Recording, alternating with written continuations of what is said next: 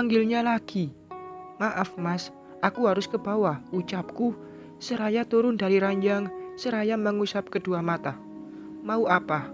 "Aku curiga kalau Mbak Ida yang memfitnahku." "Kamu punya keyakinan dari mana kalau Mbak Ida yang memfitnah ibu?" "Jangan gegabah, nanti jadi fitnah lagi." "Mas, kamu itu tidak tahu kalau selama aku berada di rumah ini, sejak kedatangan aku ke sini, Mbak Ida tidak pernah mau bertegur sapa denganku. Jangankan untuk ngobrol, ditanya pun dia tidak menjawab. Aku sangat yakin jika dia itu tidak suka padaku. Dia takut jika aku akan merebut posisi dia sebagai menantu kesayangan mama." Aku berkata panjang lebar dengan napas terengah. Kulihat Mas Raffi mengusap wajah dengan kasar. Ia berdiri memegang kedua pundakku dengan tatapan yang begitu lekat. "Maafkan aku, Rah. Ini salahku. Aku lupa mengatakan sesuatu padamu." "Kamu itu apaan sih? Kenapa malah minta maaf? Sudahlah, jangan halangi aku. Aku mau membuktikan kalau ibu bukan pencuri." Aku melepaskan tangan Mas Raffi, kembali melangkah menuju pintu. "Rah!" Mbak Ida bisu. Tangan yang hendak menyentuh gagang pintu teralihkan pada ucapan Mas Raffi. Mbak Saidah bisu. "Maksud kamu apa, Mas?" Aku berbalik, maju beberapa langkah mendekati Mas Raffi. "Maaf, ini salahku." Mbak Saidah bisu, Rah. "Dia tidak bisa bicara. Jangankan padamu, padaku, dan pada semua orang pun dia tidak pernah membuka suara. Dia bisu dari lahir." Aku tidak percaya. Kepala aku gelengkan dengan bibir yang terangkat sebelah. Mungkin ini yang dikatakan Mbak Cindy, kenapa aku tidak boleh membicarakan Mbak Saidah di rumah ini. Menantu kesayangan yang ternyata juga dikelilingi banyak pengawal, termasuk suamiku sendiri. "Kamu tidak percaya padaku?" Mas Raffi bertanya setelah melihat ekspresiku. "Ikut denganku," lanjutnya lagi, seraya menarik tanganku. "Sekarang kita keluar dari kamar." Berdiri di lantai 2 dengan pandangan ke bawah, memperhatikan 3 wanita yang sedang duduk di depan televisi. "Lihat, apa Mbak Ida mengeluarkan suaranya?" tanya Mas Raffi. "Tidak, hanya Mama dan Sakilah yang bersuara. Sedangkan Mbak Ida hanya gerakan tangan yang beberapa kali aku lihat." Ya Tuhan, jadi aku salah sangka. "Mas," tenggorokanku tercekat. Apa? Apa hubungan Mbak Ida dan Mbak Cindy selama ini baik?" tanyaku. "Kenapa bertanya seperti itu?" "Jawab saja," kataku, seraya memejamkan mata. "Aku tidak terlalu tahu, tapi Mbak Cindy adalah mantan kekasih Mas Dava yang kebetulan jadi ipar." Aku mengepalkan kedua tangan dengan sangat kuat. Sekarang aku tahu siapa tersangka sebenarnya. Sudah 2 jam lamanya aku diam di dalam kamar, mengurung diri, tidak mau keluar. Dan selama itu juga Mas Raffi setia menemani, meskipun tidak saling bicara dan dia hanya bergelut dengan laptopnya. Tapi dia tidak meninggalkanku. Aku merasa heran dengan lelaki itu. Tidak bosankah dia di sini? Dia membisu tanpa bicara, bahkan tidak saling menyapa. Sabar sekali kamu, Mas. Sejak kejadian tadi, aku terus merenung. Aku merutuki kebodohanku yang hampir saja terjebak dalam permainan ipar, si pemilik hati yang dengki. Aku tidak tahu apa yang akan terjadi padaku jika tadi aku melabrak Mbak Saidah dan menuduhnya memfitnah ibu. Aku akan malu seumur hidup. "Raffi, Raya." Pintu diketuk seiring dengan suara mama memanggil. Mas Raffi melirikku sekilas, namun aku membuang pandangan ke sembarang arah.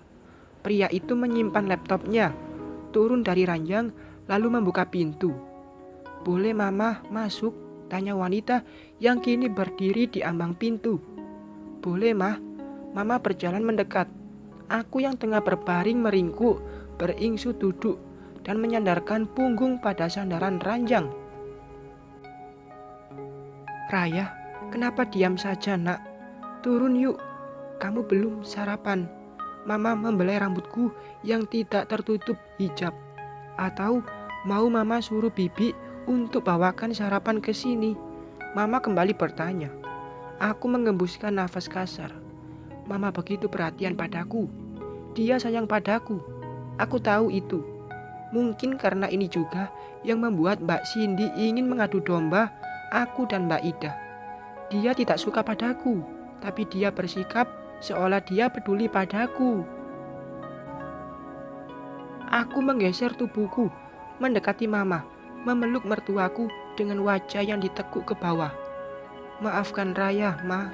Tadi Raya bersikap seperti anak kecil, tuturku. Tidak, nak. Siapapun yang ada di posisi kamu pasti akan melakukan hal yang sama. Tidak akan ada seorang anak yang diam saja ketika ibunya tertimpa musibah. Ma, aku yakin kalau ibu pasti difitnah. Raya yakin itu. Aku mengurai pelukan. Shh. Sudah, jangan dibahas lagi. Bukannya kita sudah saling memaafkan. Lupakan kejadian tadi. Anggap tidak pernah terjadi hal itu dalam hidup kita, ujar Mama. Tangannya mengusap, merapikan helaian rambutku yang menutup wajah.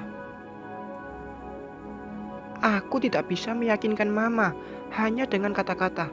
Meskipun ia sudah bilang melupakan kejadian tadi, tapi aku tahu jika dalam benaknya Mama masih berpikir kalau ibu memang yang mengambil barang Mama. Namun dia mengalah, memendam rasa marah demi hati putranya. Kalau orang lain yang tertuduh, mungkin ceritanya akan berbeda. Bisa saja Mama marah atau bahkan melaporkannya ke polisi dengan kasus pencurian. Karena aku tahu harga jam tangan Mama yang ada di tas ibu itu tidak murah. Ayo kita turun, ajak Mama lagi, memegang kedua tanganku. Aku melihat ke arah Mas Raffi yang hanya duduk di belakang Mama. Ia tersenyum, tapi tidak menyuruh atau melarangku. Ya sudah, kalau tidak mau, nanti biar Mama suruh Bi Marni untuk bawakan sarapan untuk kalian ya. Kalian? Oh, aku melupakan sesuatu. Suamiku pun setari tadi belum makan apapun. Ma, biar Raya turun untuk sarapan. Tapi sama Mas Raffi, ucapku kemudian membuat suamiku mengangguk senang. Tentu dong. Ayo Vi, ambilkan kerudung Raya. Kita turun ke bawah. Mas Raffi menuruti perintah Mama. Ia membuka lemari, mengambil jilbab instan dari dalam sana dan memberikannya padaku. Mama turun terlebih dahulu, sedangkan aku merapikan tempat tidur, juga mencuci muka agar terlihat lebih segar. Kemudian memakai krim siang untuk menutupi wajah pucat yang setari tadi menangis. Mau turun sekarang? Tanya Mas Raffi yang berdiri dengan punggung yang dia sandarkan pada lemari. Aku yang duduk di depan meja rias kemudian menghampiri Mas Raffi dan memeluk tubuhnya. Maaf Mas, aku hampir membuatmu malu. Kalau tadi Mas tidak mengatakan yang sebenarnya tentang Mbak Ida, mungkin besok Mas akan bertengkar dengan Mas Dava. Gegara aku. Mas, sabar banget, ucapku menongak melihat wajah itu, kemudian mengecup bibirnya sekilas. Sontak saja wajah Mas Raffi jadi merah sebelah karena ulahku. Entah malu atau senang, tapi wajahnya membuatku tiba-tiba ingin tertawa. Mas, kamu lucu banget, kataku terkikik. Kenapa memangnya? Wajahmu merah Mas. Itu karena aku lapar.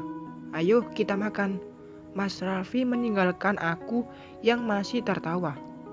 Fix, dia malu karena aku menciumnya terlebih dahulu. Mas, kalau aku ditinggal, aku tidak mau turun ya, ujarku membuat Mas Raffi berhenti di depan pintu. Ia membalikkan badan, merentangkan sebelah tangan ke arahku. Aku pun mengambilnya dan kita keluar bersama. Lantai bawah terlihat sepi. Aku tidak melihat Mbak Ida maupun Mbak Cindy. Sakila juga tidak ada, karena mungkin anak itu pergi ke sekolah bersama papa tadi. Aku dan Mas Raffi langsung ke ruang makan. Tidak ada orang juga, tapi makanan sudah terhidang di sana. Kami duduk berdampingan, mulai makan yang harusnya sudah kami lakukan sedari tadi. Namun, karena aku yang merajuk, aku dan suamiku jadi telat untuk sarapan. Mbak Raya sama Mas Raffi ada di sini toh. Pantesan saya cari ke atas tidak ada. Emangnya ada apa, Bi? Tanyaku. Itu di luar kardus-kardus yang buat ibunya Mbak Raya mau digimanain. Aku menyimpan sendok di atas piring, mengambil air minum, lalu menegaknya hingga tersisa setengah. Selera makanku semakin menurun saat Bibi mengingatkanku pada ibu. Biarkan saja, Bi. Nanti akan saya kirim lewat ekspedisi. Mas Raffi menjawab. Jangan, Bi. Bongkar saja, ucapku, membuat Mas Raffi menoleh. Kenapa dibongkar? Keluarin semua isi dari 2 kardus itu, lalu Bibi cari kardus yang lebih besar, nanti kita satuin. Biar lebih simpel aja. Takutnya nanti kepisah, tuturku menjelaskan. Padahal bukan itu alasan sebenarnya. Aku hanya ingin membuktikan jika ibu tidak mungkin mencuri, agar mama pun bisa percaya. Bukan hanya memaafkan karena ada aku di sini. Bi Marni mengangguk paham. Ia pamit pergi ke warung terdekat untuk membeli kardus yang lebih besar. Bersambung.